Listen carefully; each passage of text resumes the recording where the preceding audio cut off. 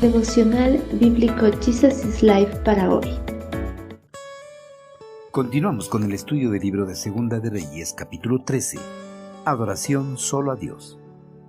Joacás, hijo de Jehú, reinó en Samaria 17 años. Él hizo lo malo a los ojos del Señor.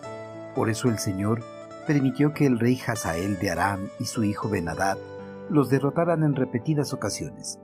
Entonces Joacás pidió en oración la ayuda del Señor, y el Señor oyó su oración, pues veía la cruel opresión que el rey de Aram ejercía sobre Israel. Así que el Señor envió a un hombre para rescatar a los israelitas de la tiranía de los arameos. Después Israel vivió a salvo otra vez como en tiempos anteriores.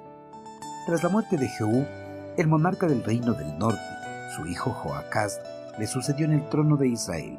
Joacás empezó a reinar en el año 23 de Joás, monarca del reino del sur, y reinó sobre Israel 17 años, desde el año 814 hasta el año 798 a.C. Joacás, en su reinado, siguió las pisadas de Jeroboam en la adoración mixta del eterno Creador y Acera. En la actualidad, hay muchas personas que, al igual que Joacás y el pueblo israelí, mantienen una adoración mixta.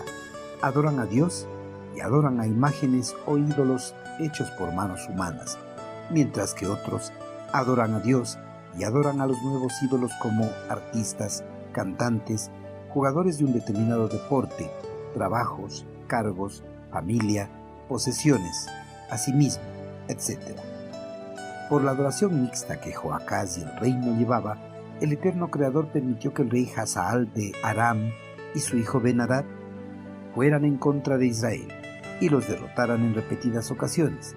Las constantes derrotas redujeron las fuerzas del monarca del reino del norte a tan solo 50 hombres de a caballo, 10 carros y 10,000 hombres de a pie.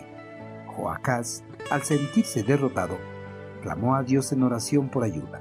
Joacás, cuando todo marchaba bien en su reino, se rebeló contra el eterno Creador, pero en momentos de crisis buscó ayuda de parte de Dios para que los liberara del dominio arameo.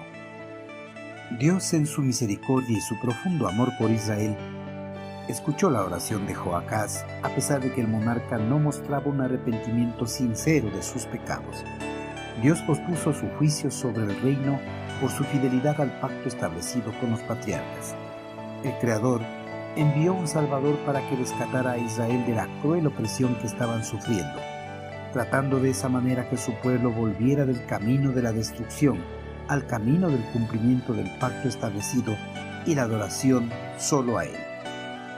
Gracias a la ayuda de Dios, Israel vivió a salvo otra vez como en tiempos anteriores.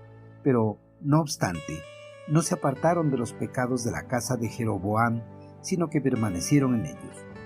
Muchas personas, a pesar de haber recibido el perdón de los pecados, gracias al sacrificio de Cristo Jesús en la cruz del Calvario, no permanecen en los caminos de la salvación y la vida eterna, sino que nuevamente vuelven a sus vidas pasadas de pecado, despreciando el regalo del Señor.